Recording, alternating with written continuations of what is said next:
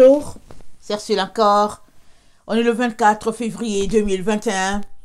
Alors, je viens sur la trompette ce matin encore et je viens proclamer le retour de notre Seigneur Jésus-Christ. Soyez bénis. Amen.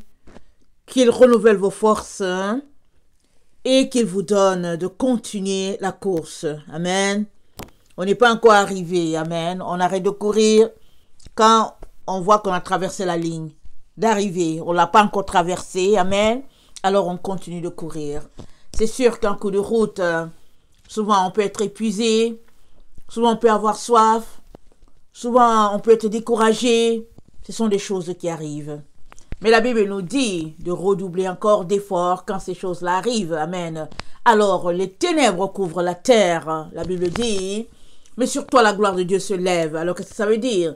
Ça veut dire que plus le mal s'intensifie, amen, mieux il est important pour toi et moi de prier, d'élever nos louanges en direction de ce Dieu-là et de nous accrocher à notre Bible. Ça, c'est le seul moyen que nous avons, toi et moi, de pouvoir nous élever au-dessus des ténèbres. Parce que partout où on se tourne, ce n'est que des mauvaises nouvelles. Amen. Partout. La seule manière de braver, c'est de garder son focus. Amen. Et de s'assurer que on est connecté aux bonnes personnes. Amen. Parce que souvent on peut être connecté avec des personnes, on se dit qu'ils sont des chrétiens, mais Jézabel. Jézabel est là. Alors il faut faire très très attention. Soit on peut se retrouver dans un groupe, on se dit que oui, on a un bon petit groupe d'intercession, un bon petit groupe là, alors que c'est juste un foyer de... En tout cas, on préfère ne pas prononcer le mot. Amen. Alors, priez, amen, que le Seigneur puisse vous éclairer. Et puis, Dieu est tellement bon. Souvent, quand tu te retrouves dans un groupe comme ça, si tu es quelqu'un qui cherche vraiment la vérité, le Seigneur va te parler. Il va te dire, sors de là. Amen. Il va te dire, arrête d'être avec ces gens-là. Et puis, je vais te montrer qui ils sont. Amen. Alors, il est très important de demeurer dans la lumière, d'être avec les gens qui sont dans la lumière. Amen. Et l'esprit va continuer de circuler. Amen. Puisque c'est de l'huile. Amen. La Bible dit qu'il est bon et agréable pour les frères de demeurer ensemble. C'est comme l'huile qui coule de la barbe. Amen. La barbe de Aaron. Alors Aaron, c'est le sacrificateur. Amen. Celui-là qui apportait, c'était comme le pasteur. Amen. Alors la barbe coule de Aaron. Et puis nous savons que les sacrificateurs ne devaient pas couper leur barbe. Amen. Alors ça coulait comme l'huile qui coule de la barbe, amen, qui coule de la barbe de Aaron. Et quand l'huile coule, ça se coule sur ses vêtements deviennent oint. Et puis ça continue pour dire, c'est là que l'Éternel répand la bénédiction en abondance.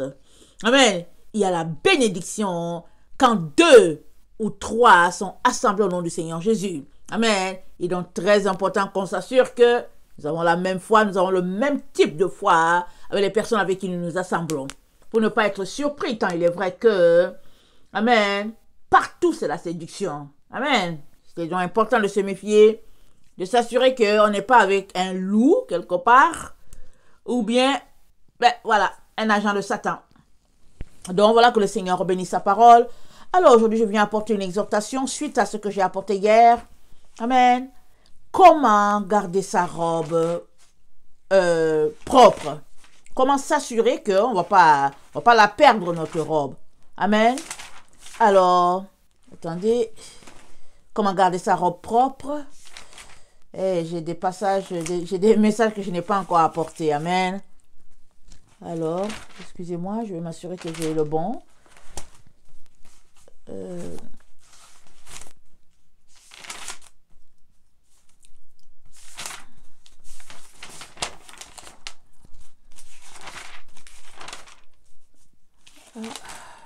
Ok.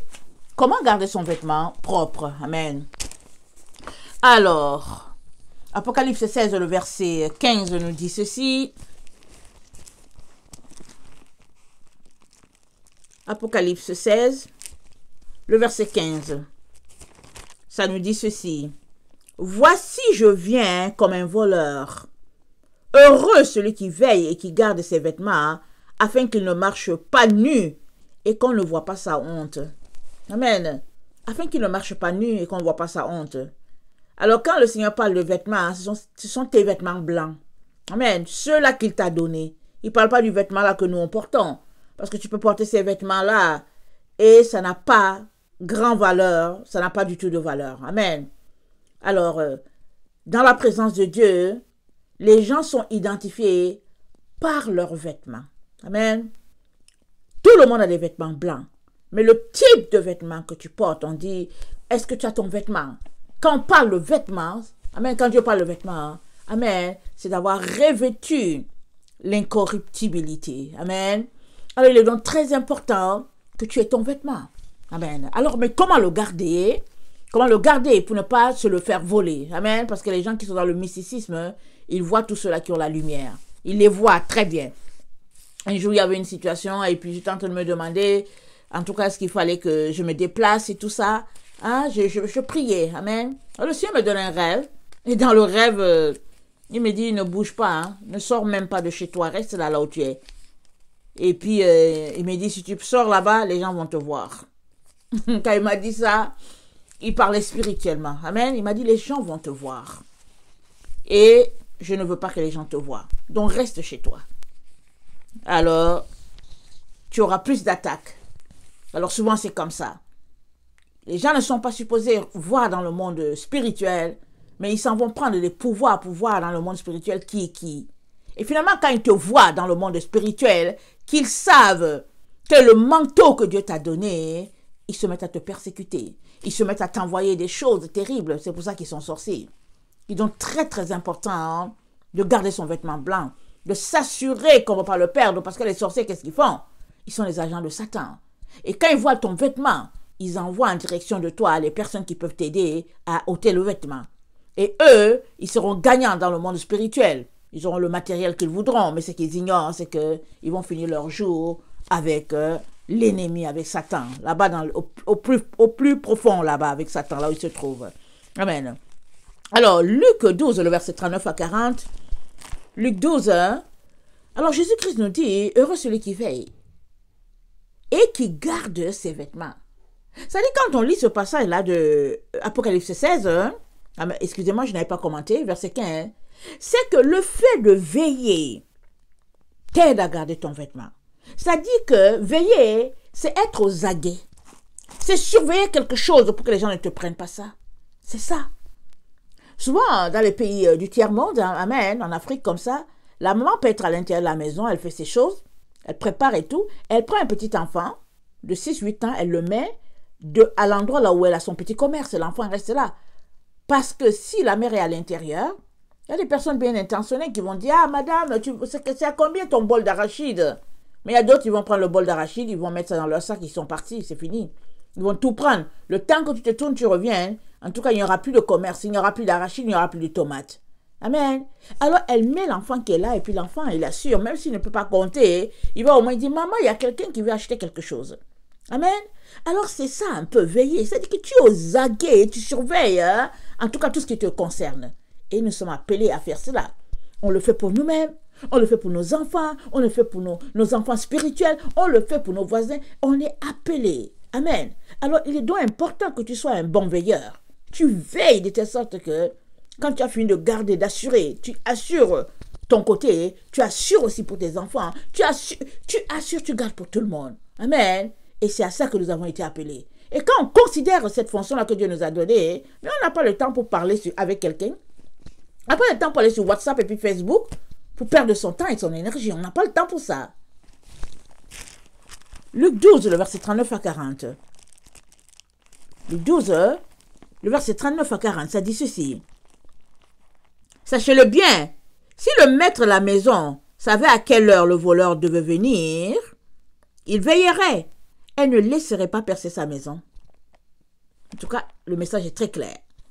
Vous aussi, tenez-vous prêts, car le Fils de l'homme viendra à l'heure où vous n'y penserez pas. Ah, en tout cas, et c'est qui le Fils de l'homme? C'est qui le Fils de l'homme? C'est le messager de la fin. Il viendra à l'heure où vous n'y penserez pas. On l'a déjà vu dans la vidéo d'hier, qu'il faut d'abord qu'il vienne. Amen. Pour établir toutes choses, pour ramener le cœur des pères Amen. Vers les enfants et le cœur des enfants vers les pères avant que Jésus-Christ vienne régner. Amen. Alors, il est important, le Fils de l'homme, c'est le messager de la fin. C'est dit, parce qu'il viendra à l'heure où vous n'y penserez pas. On ne pensera pas à ça et il viendra. Alors, c'est pour dire, il est important qu'on soit aux aguets pour savoir qu'est-ce qui se passe, Seigneur. Déjà que les gens ont choisi exprès de nous cacher beaucoup de choses dans la Bible, beaucoup de choses sont cachées. Amen. Alors, mais à force de lire, le Saint-Esprit nous révèle les choses. Alors, il est donc très important. Amen. Qu'on puisse être à notre poste. Amen. Alors, donc, mais comment veiller? Alors, veiller, c'est prendre le temps, prier, tout ce qu'on connaît. Mais veiller, c'est demeurer dans la vérité. Parce que si tu ne demeures pas dans la vérité, mais que tu es dans le mensonge, tu as beau t'élever pour aller prier et tout. Non seulement ta prière, ça ne va pas durer parce que tu es dans le mensonge, mais aussi, tu es dans le faux. Donc, tu perds ton énergie à aller prier parce que tu es dans le mensonge et tu aimes le mensonge et tu demeures là-dedans. Il y a beaucoup d'enfants de Dieu qui sont dans le mensonge. Beaucoup, c'est rempli sur toute la terre.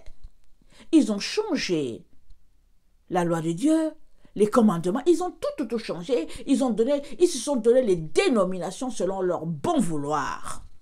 Alors, il y a toutes les dénominations possibles sur la terre, les dénominations inimaginables, juste à cause du bon vouloir des gens, parce qu'ils ne voulaient pas se plier à la loi du Fils de Dieu. Alors, est-ce qu'on pense qu'avec cela, Dieu va juste passer ça sous silence en disant que bon, après tout, ils me font pitié? Mais non, mais non. Mais non! Quand il a demandé à Caïn, où est ton frère? Regarde comment Caïn a répondu à Dieu. Il dit, mais est-ce que tu es le gardien de mon frère? J'ai dit, waouh! Waouh! En tout cas, après le jardin d'Éden, voilà un enfant qui dit à Dieu, mais est-ce que je suis le gardien de mon frère? Insolence totale! On voit déjà que Satan est en lui. Vraiment désinvolture. C'est comme ça qu'il répond à Dieu. Est-ce que je suis le gardien de mon frère? Mais est-ce que c'est comme ça qu'on répond à quelqu'un? Surtout à Dieu. Surtout qu'il sait qu'ils étaient les premiers humains là-bas sur la terre. Est-ce que c'est comme ça qu'on répond? Mais il montrait par là que l'ennemi était en lui. Amen. Alors, nous sommes appelés à choisir la vérité. Mais pas la nôtre. Celle-là, prophétisée et déclarée par notre Dieu. Amen. Alors, quand le Fils... attendez, quand le message de la fin va venir pour purifier là, mais il purifie à cause de la vérité. Il purifie parce que il parle de la vérité. Il insiste sur la vérité. C'est en ce sens-là que la purification vient, parce qu'on s'est habitué à une vie de lassitude. On s'est habitué à une vie de lasciveté. Et on est là, on aime traîner les pas, et puis on aime les choses qui nous satisfont, on aime les choses qui vont nous chatouiller les oreilles, et puis bon voilà, on est content, et puis qui avance notre chair, on est content, on est heureux.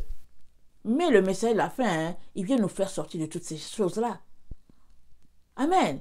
Donc il est important qu'on saisisse cela et qu'on sorte nous-mêmes de ces mensonges-là. Alors la vérité proclamée, elle n'est pas notre Seigneur. Notre Dieu l'a dit, il ne nous a jamais caché la vérité. Elle est là, elle est établie. Il est important donc qu'on puisse marcher selon elle.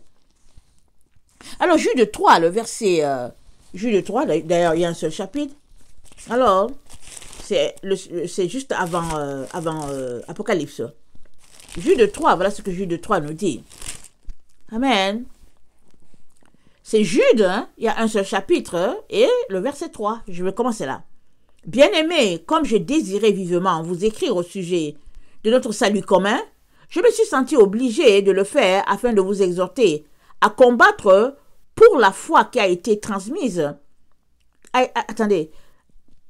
Afin de vous exhorter à combattre pour la foi qui a été transmise aux saints une fois pour toutes. Car il s'est glissé parmi vous certains hommes dont la condamnation est écrite depuis longtemps. Des impies qui changent la grâce de notre Dieu en dissolution et qui renient notre seul Maître et Seigneur Jésus-Christ. Je vais vous rappeler à vous qui savez fort bien toutes ces choses que le Seigneur, après avoir sauvé le peuple et l'avoir tiré du pays d'Égypte, fit aussi périr les incrédules. qu'il a réservé pour le jugement du grand jour, enchaînés éternellement par les ténèbres, les anges qui n'ont pas gardé leur dignité, mais qui ont abandonné leur propre demeure. Amen. Il parle de ces anges-là qui sont venus séduire les filles, les filles et des hommes sur la terre. Alors, il dit, quand Dieu, après avoir sauvé le peuple, amen, après l'avoir tiré de l'Égypte, il a fait périr les incrédules. Et il est en train de nous montrer que c'est la même chose qui va arriver. Non, mais pour être sauvé, et pour sortir du filet, amen, dans lequel toute l'humanité se trouve, tu n'as qu'une seule issue, c'est d'aimer la vérité, de vivre par elle, de marcher par elle. Ça dit que tout ton être doit être centré sur la vérité, tu dois respirer la vérité. Chaque cellule de ton être doit être empreinte de vérité. Ce n'est que la seule manière par laquelle tu vas échapper. C'est la seule façon, il n'y a pas une autre. C'est difficile. Il y a des gens qui me disent, ah Ursule, mais quand on t'écoute, vraiment, mais ça dépend de si tu as choisi ou pas. Qu'est-ce que tu veux dans la vie? As-tu choisi Jésus-Christ ou bien tu aimerais un Jésus qui te chatouille les oreilles? Alors, normal que tu dises, ah non, mais ces messages, vraiment, c'est difficile. Mais si tu as choisi Jésus, qu'est-ce qui te reste encore? Tu l'as choisi. Il est ton tout. Mais qu'est-ce que tu veux encore? Alors, il est ton tour, il te dit, voici comment tu dois te purifier. La vérité. Je vous dis une chose. Le messager de la fin, il ne vient pas purifier tout le monde. C'est ça l'histoire. Alors, si tu ne l'as pas compris, tu peux dire que ouais, mais bon, c'est difficile, c'est dur. Mais non, il ne vient pas purifier tout le monde. Donc, il ne va pas te purifier, ne t'inquiète pas. Il ne va pas te purifier, puisque tu trouves que les messages sont difficiles. Il ne va pas te purifier. Mais si tu as choisi Jésus, c'est-à-dire que tu as choisi la vérité, alors le messager de la fin te purifiera. C'est ça l'histoire. Mais comment garder son vêtement pour ne pas se faire voler? C'est exactement comme tu as décidé de l'avoir. Parce que tu allais voir Jésus pour dire, Seigneur, je t'aime et tout. C'est comme ça que tu as eu un habit blanc. Mais si tu n'avais pas décidé, Jésus n'aurait jamais mis ça sur toi pour te forcer. Non, c'est toi qui as voulu l'habit. Tu as soupiré et tout ça. Il est venu t'as de l'habit blanc. Alors le garder, c'est de rester aussi dans la vérité, c'est rester avec lui. Alors, je ne sais pas si vous connaissez l'histoire de Balaam. Balaam, c'est ce prophète-là de Satan, un sorcier. Voilà, disons-le comme ça, c'est un sorcier. Alors Balak, le roi des Moab, est allé le voir pour qu'il puisse maudire Israël. Alors, il a accepté, il a suivi le roi Balak, il lui a d'abord dit que non, mais je ne peux pas les maudire et puis tout ça. Il a dit que, mais vous savez, tu sais, ce peuple-là, il est béni. On ne peut pas les maudire et tout. Mais le roi Balak voulait que Balaam maudisse Israël. Alors, ils sont partis. Nombre 23. On va tirer une bonne leçon de cela. Nombre 23. Non.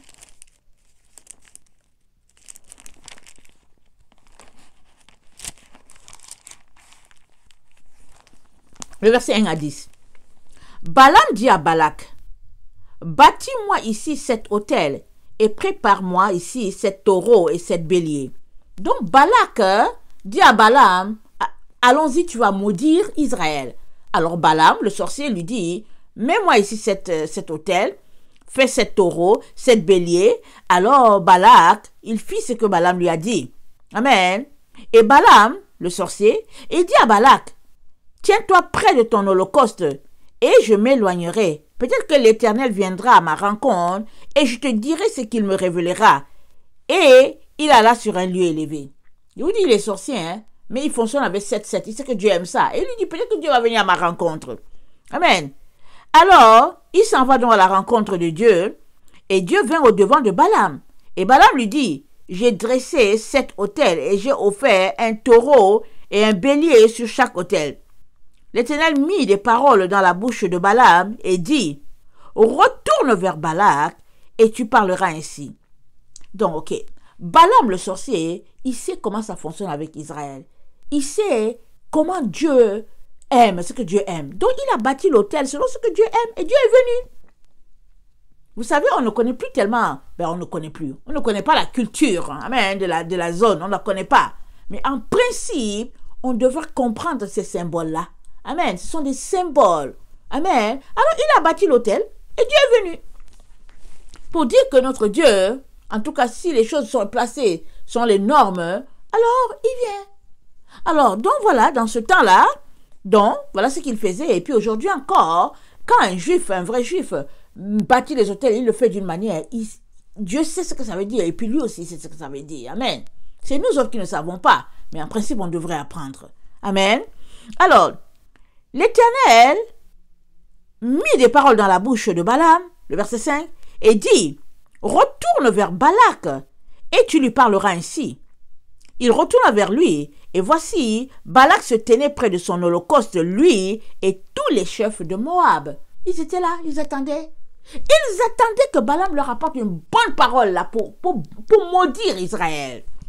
Alors Balaam prononça son oracle et dit, Balak m'a fait descendre d'Aram, le roi de Moab m'a fait descendre des montagnes de l'Orient. Viens, maudis-moi Jacob. Viens, sois irrité contre Israël. Comment maudirait celui que Dieu n'a point maudit? Écoutez, le sorcier, il est venu, alors il commence son oracle. Il dit, mais comment est-ce que je vais maudire un peuple que Dieu n'a pas maudit? Comment serais-je irrité quand l'Éternel n'est point irrité? Je le vois du sommet des rochers, je le contemple du haut des collines. C'est un peuple qui a sa demeure à part et qui ne fait point partie des nations, qui peut compter la poussière de Jacob et dire le nombre du quart d'Israël, que je meure de la mort des justes et que ma fin soit semblable à la leur. En tout cas, le sorcier a démissionné. Il a démissionné. Que ma fin soit comme la leur. Et il lui dit, mais qui peut maudire celui que Dieu a béni? Mon frère, ma soeur, est-ce que tu ne veux pas faire partie de ceux-là? Ceux-là que nul ne peut maudire, parce qu'ils sont bénis, l'Éternel des armées étant leur Père. Ne veux-tu pas faire partie de ceux-là? Mais ceux-là, ils marchent dans la vérité, au fait. C'est un peuple qui demeure dans la vérité, qui marche dans la vérité, qui passe son temps à se repentir pour dire, Seigneur, aie pitié de moi, Seigneur, aide-moi, efface mon péché. Repentance, c'est un groupe qui prie sans cesse. Alors, Balaam le sorcier dit, en tout cas, j'aimerais avoir leur mort. Pourquoi? Parce que la mort des justes, elle est entre les mains de Dieu, parce qu'il ne meurt pas dans le fond. Il ferme les yeux et puis sur tout l'autre côté.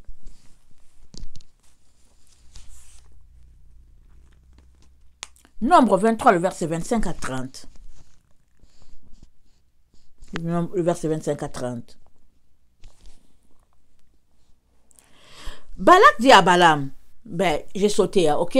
Ils s'en vont encore, et puis ils l'amènent dans un champ, et puis bon voilà, etc. Vous allez lire, Nombre 23. Amen. Nombre 23, vous pouvez lire tout le chapitre, vous allez comprendre. Non, je suis au verset 25. Balak dit à Balaam, ne le maudis pas, mais du moins ne le bénis pas. Alors il dit à Balaam, ok, d'accord, puisqu'ils sont bénis là, ok, je comprends. Je comprends qu'ils sont bénis et puis tu ne peux pas les maudire. Mais au fait, mais pourquoi tu les bénis? Mais je t'ai amené ici pour les maudire, mais pourquoi tu les bénis? Ne les bénis pas, ferme ta bouche. C'est ça que le roi Balak lui dit. Écoutez ce que le sorcier dit. Alors Balak, le roi de Moab, dit à Balaam, viens donc, je te mènerai dans un autre lieu. Peut-être Dieu trouvera-t-il bon de là que tu les maudisses, que tu maudisses ce peuple. Balak mena Balaam sur le sommet du Péor en regard du désert.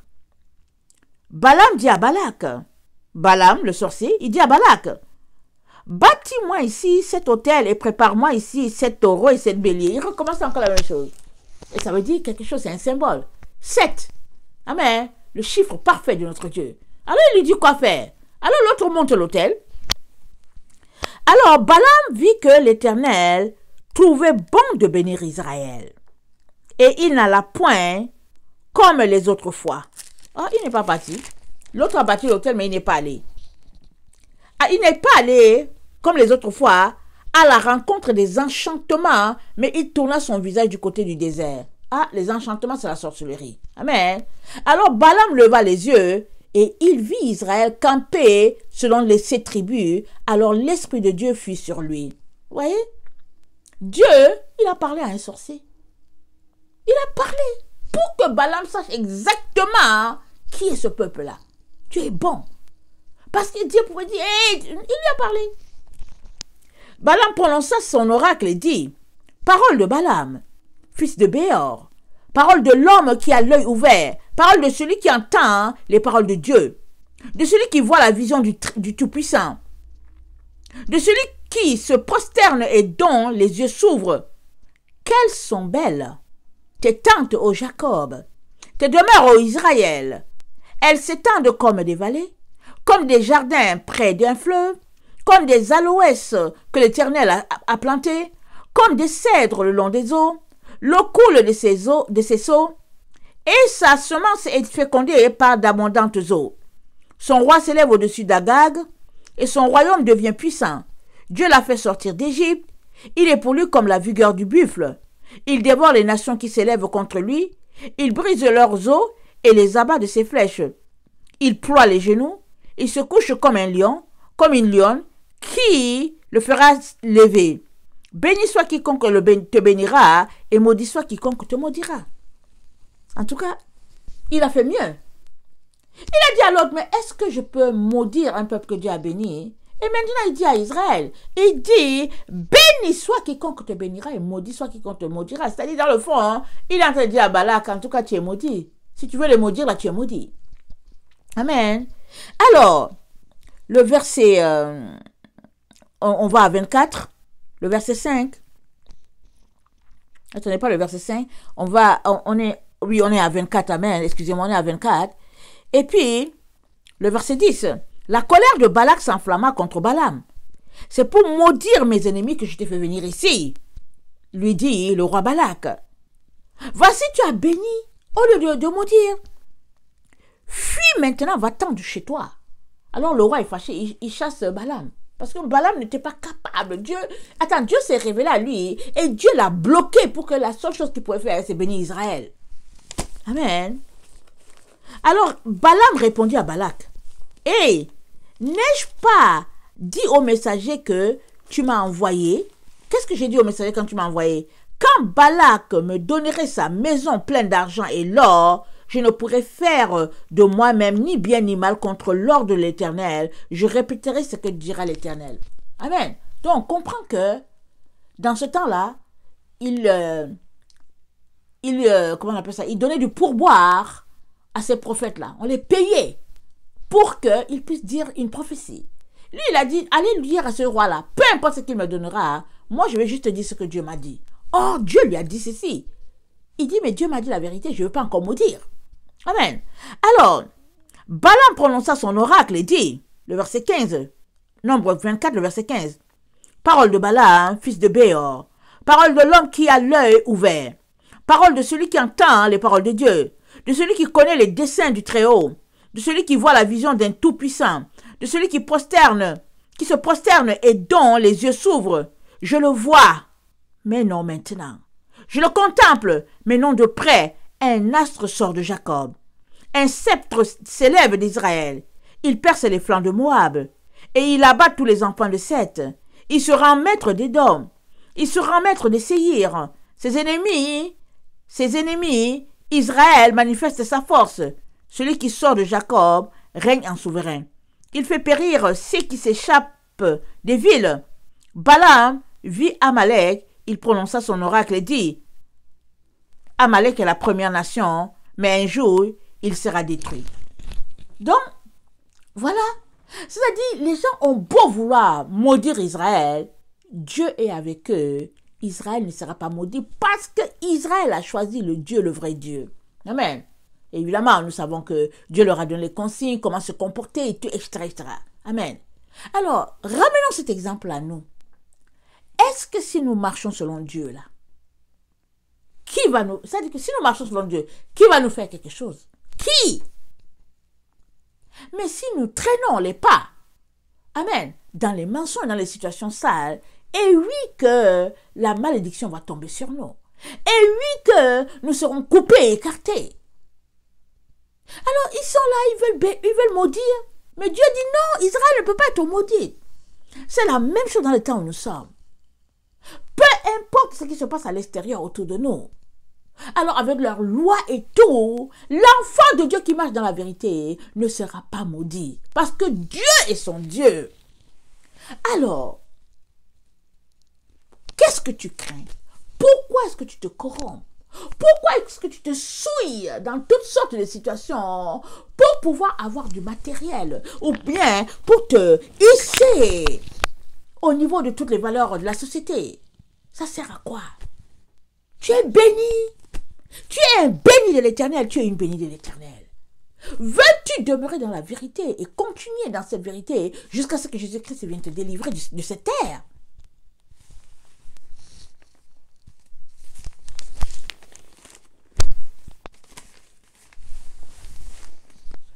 Deux Jean, le verset 4 à 6.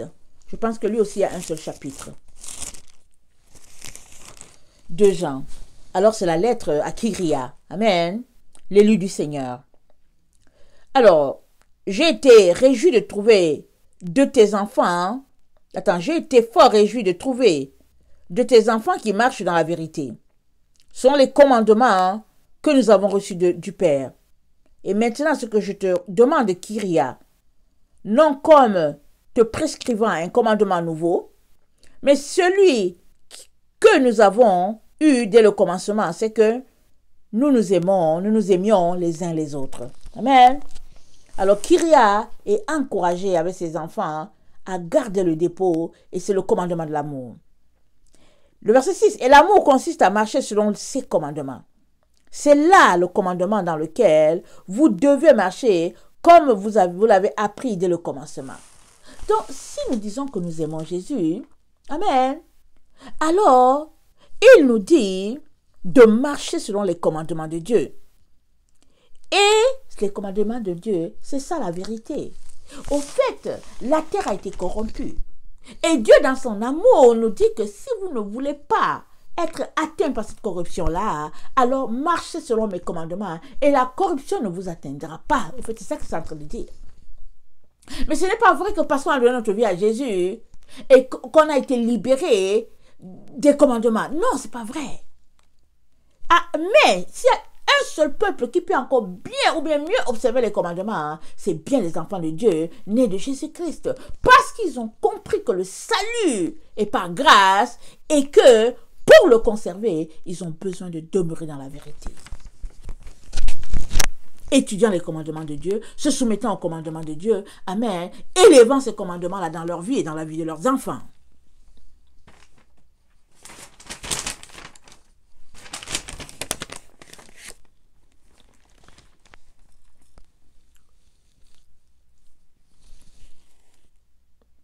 « 7-11 » Attendez, je vais revenir sur le 6. L'amour consiste à marcher selon ses commandements. L'amour consiste à marcher selon ses commandements. Non pas à les réciter, non pas à passer, à regarder et puis à surfer. Non, non, non. Ça consiste à marcher. Donc si tu dis que tu l'aimes, alors Jésus-Christ te dit, si tu dis que tu m'aimes, observe mes commandements. C'est comme ça que je vais mesurer ton amour pour moi. Et ici, Jean nous dit, l'amour, c'est marcher selon les commandements de Dieu. 7-11.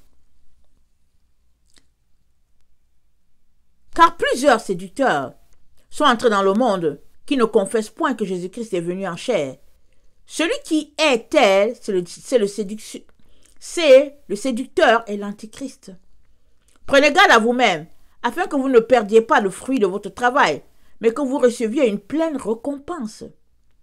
Quiconque va plus loin et ne demeure pas dans la doctrine de Christ n'a point Dieu.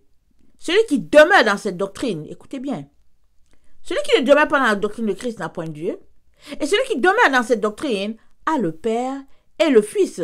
Si quelqu'un vient à vous et n'apportant pas cette doctrine, ne le recevez pas dans votre maison. Et ne lui dites pas salut. Car celui qui lui dit salut participe à ses mauvaises œuvres.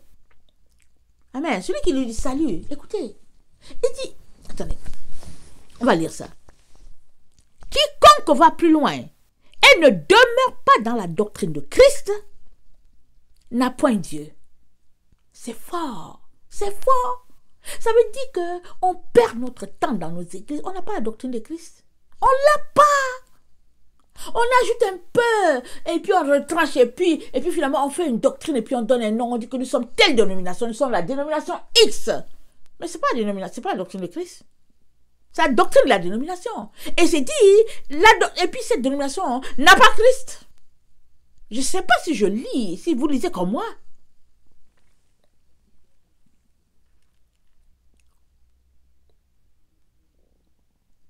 Celui qui demeure dans cette doctrine a le Père et le Fils. Si nous demeurons dans la doctrine de Christ, celle-là bâtie par les prophètes et les apôtres, dont Christ est la pierre angulaire, si nous demeurons dans cette doctrine-là, alors nous avons Dieu le Père, nous avons Dieu le Fils. Si quelqu'un vient à vous et n'appartient pas à cette doctrine, ne le recevez pas dans votre maison et ne lui dites pas salut. C'est fort. Combien traînons-nous les uns les autres ensemble? Combien sont-nous tolérants avec la parole de Dieu? Mais Dieu, il est Dieu, il a créé son monde. Mais est-ce qu'il peut donner les règles sur sa création? Est-ce que c'est possible? Non, on ne veut pas. On fait la loi, la pluie, le beau temps sur les choses que ce n'est même pas nous qui avons bâties. Là-dessus. 1 Corinthiens 5, le verset 10 à 11.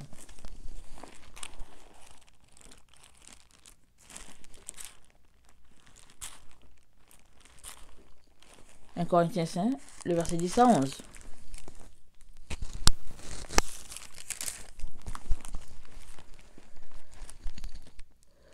Attendez, je vais commencer à 9. Je vous ai écrit dans ma lettre de ne pas avoir des relations avec les impudiques, non pas d'une manière absolue avec les impudiques de ce monde, ou avec les cupides et les ravisseurs, ou avec les idolâtres. Autrement, il vous faudrait sortir du monde.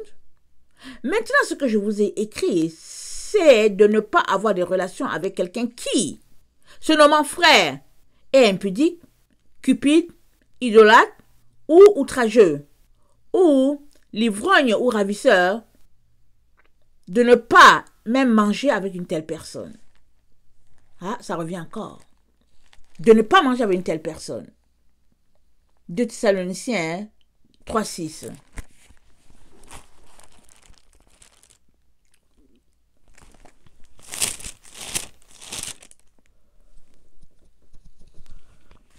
De Thessaloniciens 3, 6. Nous vous recommandons, frères, au nom de notre Seigneur Jésus-Christ, de vous éloigner de tout frère qui vit dans le désordre, et non seulement les instructions que vous avez reçues de nous. Et non seulement les instructions que nous avons reçues de nous, que vous avez reçues de nous. Vous savez vous-même comment il nous faut imiter, car nous n'avons pas vécu parmi vous dans le désordre. Nous n'avons pas vécu parmi vous dans le désordre. Et Paul nous dit, vous savez comment on vous a recommandé de vous éloigner d'un frère qui vit dans le désordre et qui ne marche pas selon les instructions reçues. Les instructions, c'est quoi? Les 10 commandements, les conseils de notre Seigneur Jésus. Il dit de vous abstenir d'être proche d'une telle personne. 1 Corinthiens 6, le verset 9.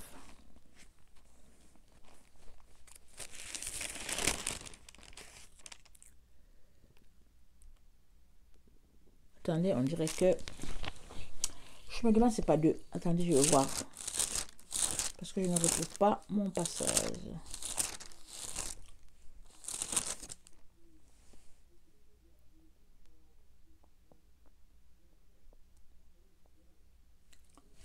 Bon, on dirait que c'est un Corinthiens 6. Je ne sais pas pourquoi. Parce que je n'ai pas bien noté.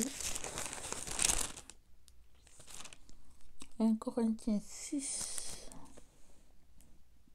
Ah oui. Je l'avais, mais je ne voyais pas. Alors, 1 Corinthiens 6, le verset 9. Ne savez-vous pas que les injustes n'hériteront point le royaume de Dieu? Ne vous y trompez pas. Ni les impudiques, ni les idolâtres, ni les adultères, ni les efféminés, ni les infâmes, ni les voleurs, ni les cupides, ni les ivrognes, ni les outrageux, ni les ravisseurs n'hériteront le royaume de Dieu. En effet, c'est là ce que vous étiez, quelques-uns de vous. Mais vous avez été lavés, mais vous avez été sanctifiés, mais vous avez été justifiés au nom du Seigneur Jésus-Christ et par l'Esprit de notre Dieu. Amen. Ça dit que la Bible ne nous dit de pas manger avec telle personne. Pourquoi? Parce que c'est contagieux. Parce que ça va refléter sur nous. La Bible nous dit que quand Moïse est allé dans la présence de Dieu, amen, quand il est revenu, son visage était radiant parce qu'il était dans la présence de Dieu. C'était ce que le peuple a eu peur. Le peuple a dit, ah non, porte un voile, porte un voile. C'est la même chose que ton visage est radieux. Non, c'est la même chose avec toute chose là où tu demeures. Ton visage va refléter l'endroit d'où tu sors. Regarde, quand il fait, suppose qu'il fait froid, amen, et que tu allumes le foyer, amen, parce que tu veux te chauffer, à un moment donné, ton visage est chaud. Amen. Alors, si tu vis dans le péché, amen, ton visage, tout sur toi, reflète la noirceur, les ténèbres. Si tu es manipulateur, menteur, tout sur toi reflète cela. Alors, c'est pour cela que Paul nous parle de nous éloigner des séducteurs. Il dit, dans les derniers temps, la séduction sera partout. Il dit, ça, c'est l'esprit de l'Antichrist. Et c'est vrai que la terre entière est saturée par l'esprit de l'Antichrist. Et ça va aller encore en s'intensifiant. Mais toi et moi sommes appelés à marcher selon l'esprit de Christ. Et cet esprit-là, le Seigneur nous a dit de marcher selon ses commandements. Il a dit, celui qui m'aime là, il me démontre son amour par le fait qu'il respecte mes commandements, il les obéit, il marche. Et nous venons de lire, amen, dans 2 Jean, je pense, dans 2 Jean, oui, l'apôtre Jean nous dit que aimer le Seigneur, c'est marcher. Marcher, c'est quoi? Tu places un pas et tu places l'autre. Tu places un pas et puis tu places l'autre. C'est-à-dire que tu avances, tu vas dans une direction, mais toujours dans les commandements de Dieu. Tu ne sors pas du cadre. Et ce n'est que comme ça que nous allons pouvoir garder notre vêtement pur, blanc, et nous allons encore, amen, le rendre plus brillant. Amen. Vous savez, rien n'est facile. Mais Jésus nous a tout donné, mais rien n'est facile. Pourquoi? Parce que nous n'avons pas encore décidé. Les Ivoiriens ont l'habitude de dire, cabri mort n'a pas peur de couteau. Un cabri, c'est une bête, un mouton ou bien une chèvre. Ça n'a pas peur d'un couteau. Pourquoi? C'est déjà mort. Alors tu trouves ça difficile parce que tu n'es pas encore mort. Alors quand on n'est pas mort, on se demande bien comment ça va faire quand les autres... comment ça va faire? Tu n'es pas mort. Mais quand tu es mort là, quelqu'un vient te pincer, qu'il fasse n'importe quoi, tu es mort, tu ne sens rien. C'est ça que l'apôtre est en train de nous dire ici. Il est important que tu puisses mourir à ton amour propre et que tu puisses vivre dans l'amour de Jésus-Christ. Nous vivons tous en Christ. Amen. Alors nous sommes appelés à mourir en soi. Et ça, c'est une décision. On décide. Et une fois que tu as décidé, tu ne reviens plus dessus là. Tu ne vais pas vous dire, mais attends, je vais voir si j'ai bien fait. Non, tu as décidé de suivre Jésus, alors vas-y.